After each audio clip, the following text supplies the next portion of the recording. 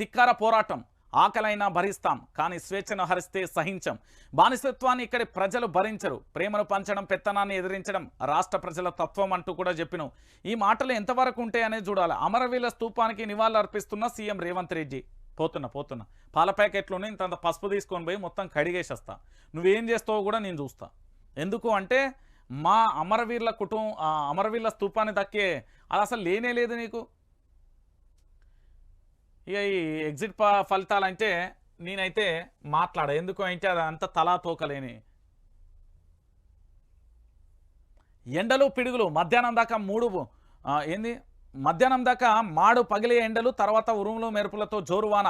భిన్న వాతావరణ పరిస్థితులతో జనం ఉక్కిరిబిక్కిరి. ఇప్పుడు వాతావరణాన్ని మనకు దాన్ని ఎట్లుంచాలో అట్లుంచాలి. అడవులన్నీ నరికేస్తాం, ఆగమాగం చేస్తాం, విధ్వంసం చేస్తాం అంటే ఏమవుతుంది? గిదే అవుతుంది. ప్రకృతి విరుచుకు పడుతుంది. తర్వాత ఏమవుతుంది? గదే జరుగుతుంది. మనందరికీ తెలిసిన విషయమే కదా. తెలంగాణ ప్రాంత వ్యాప్తంగా ఏం జరుగుతుందో తెలియదా? ఇక ఏమన్నా రాసిండి అయినా?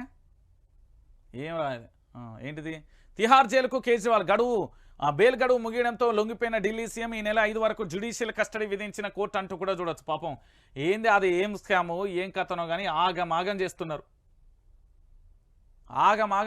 తెలంగాణ రాష్ట్ర వ్యాప్తంగా ఆగమాగం చేస్తున్నారు. ఇగో తెలంగాణ ప్రాంత బిడ్డలారా, ఒకసారి మీరు ఆలోచించాలి. మీకు ఇక్కడ కనబడుతున్న వైఆర్టీవీ తెలుగు న్యూస్ ఛానల్ అన్నది కదా, దీన్ని చాలా రిపోర్ట్లు కొడుతున్నారు. ఒకసారి మీరు అందరూ కూడా ఇక్కడ లైక్ లేరు.